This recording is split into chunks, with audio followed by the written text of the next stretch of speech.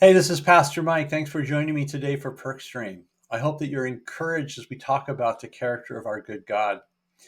We sometimes think about God's power or his grace as defining him, but when he wanted to define himself, he said to Moses that I am Yahweh, Yahweh, the compassionate and gracious God, slow to anger and overflowing in loyal love and faithfulness. He starts by saying that he is Rachum, or compassionate. This describes the intense sympathy that a mom has for her hurting child. The word rachum is related to another Hebrew word rechem, which is the womb. And so it's no wonder that compassion is related to the feeling in your gut when you see suffering and you want to do something about it, just like a mother is moved by the pain of her child. God's rachum led him to freeing his people from Egypt when they were suffering.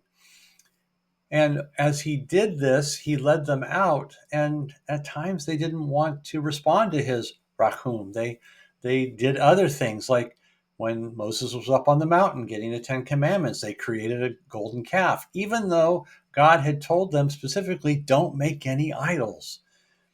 But in his compassion, God said, okay, but I'm going to forgive you and I'm going to still walk with you because you are my people and I've made a promise to you. So, out of his compassion, out of God's concern for his people suffering, he still walks with them.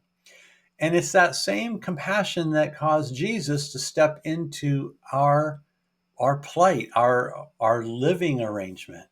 And he passed through the womb to come into our neighborhood and live with us and to show us compassion. His ultimate show of compassion came when he died on the cross. He entered death so that our sin could be swallowed up once and for all. So, compassion, God's concern for us in our suffering, is a trait he has. It defines who he is, and he wants it to define us as well. And it brought Paul to say, put on then as God's chosen ones, holy and beloved, compassionate hearts. Be compassionate even as God has shown you compassion. Be moved even as God is moved by the pain of others, and even as God is moved by our pain. And even have compassion on those who cannot or will not show you compassion. I believe God starts here because compassion, or maybe a way to say it, your pain in my heart, motivates us to help someone else in their pain, even as God is motivated by our pain. God is moved by our circumstances, and so he comes to help us. Now, this is who God is. This is God, the compassionate one.